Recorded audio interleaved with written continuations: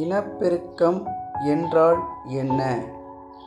உலகில் வாழும் உயிரினங்களின் அத்தியாவசியமான பண்புகளில் ஒன்று இனப்பெருக்கம் ஆகும்.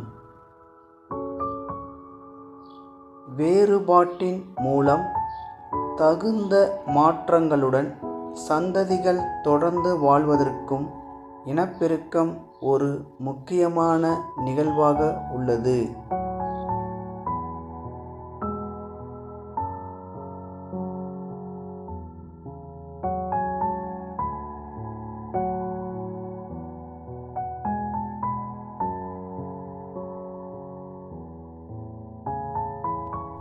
தகுந்த எடுத்துக்காட்டுடன் 2 தரை ஒட்டிய தண்டின் மாற்றுருக்களை பட்டியலிடுக.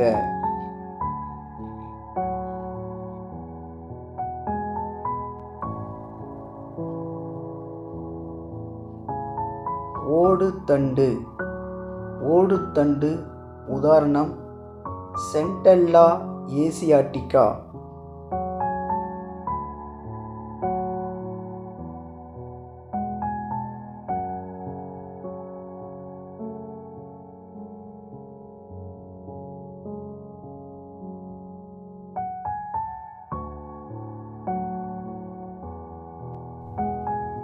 வேர் விடும் ஓடுதண்டு உதாரணம் பிரகேரியா. வேர் விடும் ஓடுதண்டு உதாரணம் பிரகேரியா.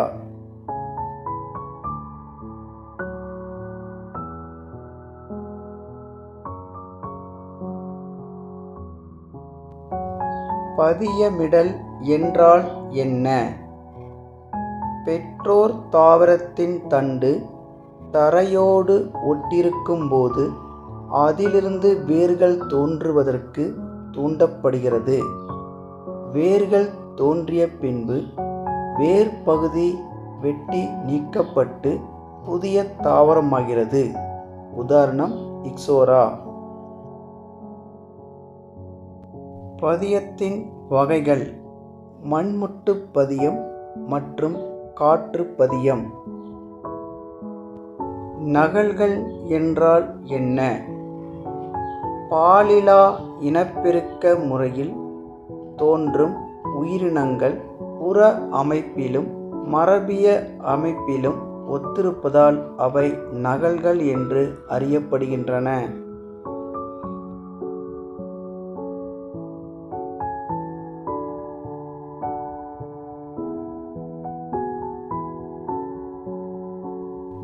டயாஸ்கோரியா எவ்வாறு தலைவழி இனப்பெருக்கம் அடைகிறது?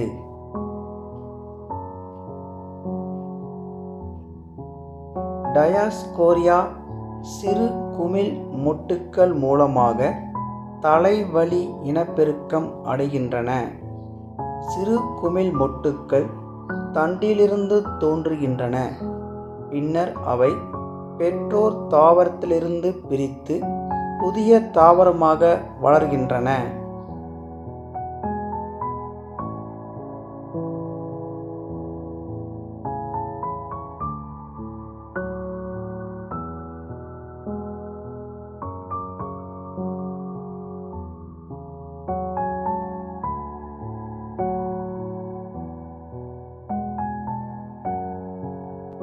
பிரித்தெடுக்கப்பட்ட பிரையோபில்லா இலை எவ்வாறு புதிய தாவரங்களை தோற்றுவிக்கிறது?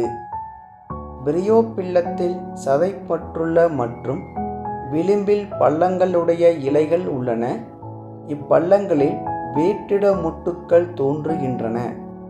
இவை இலை வளர் மொட்டுக்கள் என்று அழைக்கப்படுகின்றன. இலை அழுகியதும் இவ்வமைப்புகள் இருந்து வேர் தொகுப்பு உருவாகி தனித்தாவரங்களாக மாறுகின்றன. ஒட்டுதல் மற்றும் பதியமிடல் வேறுபடுத்துக. ஒட்டுதல். ஒட்டுதல் முறையில் 2 வெவ்வேறு தாவரங்களின் பாகங்கள் இணைக்கப்பட்டு அவை தொடர்ந்து ஒரே தாவரமாக வளர்கின்றன.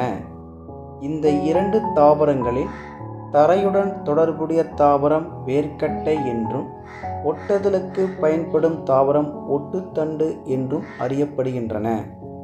உதாரணம் மா ஆப்பிள். பதியமிடுதல். பெற்றோர் தாவரத்தின் தண்டு தரையோடு ஒட்டியிருக்கும் போது அதிலிருந்து வேர்கள் தோன்றுவதற்கு தூண்டப்படுகிறது. வேர்கள் தோன்றிய பின் வேர் பகுதி வெட்டி நீக்கப்பட்டு புதிய தாவரமாக வளர்கிறது. உதாரணம் இக்ஸோரா.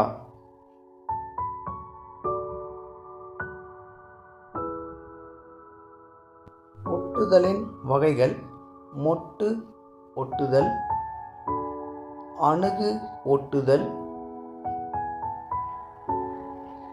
நா ஒட்டுதல்,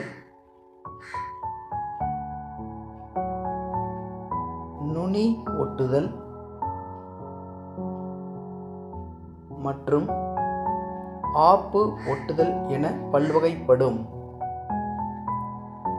பதியமிடுதலின் வகைகள்: மண் மூட்டு பதியம் மற்றும் காற்று பதியம் என இரு வகைகளாக உள்ளன.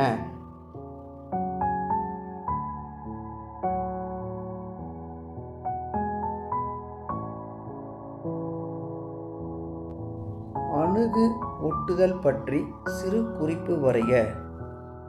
அணுகு ஒட்டு முறையில் வேர்க்கட்டை மற்றும் ஒட்டுத்தண்டு இரண்டுமே வேரூன்றி உள்ளது.